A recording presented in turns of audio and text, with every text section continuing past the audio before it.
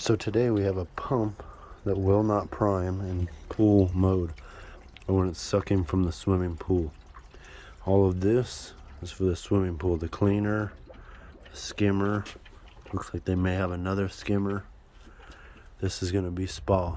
So we're going to try to get it to run through the spa. Seems to be running. Now what I'm going to do is I'm going to turn the valve after I turn it off and see if the back pressure shows me where the leak is. One on the lid. Okay, let's try again.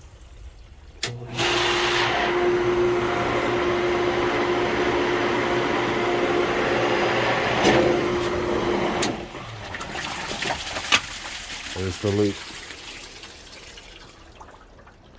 Okay, let's see what's going on in here.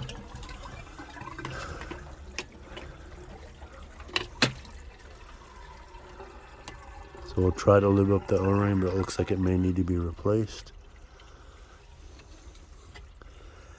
And of course reassemble everything.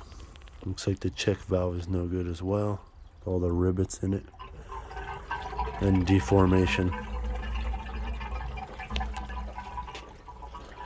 Put all this back together and see if it works. If not, we'll get all new parts.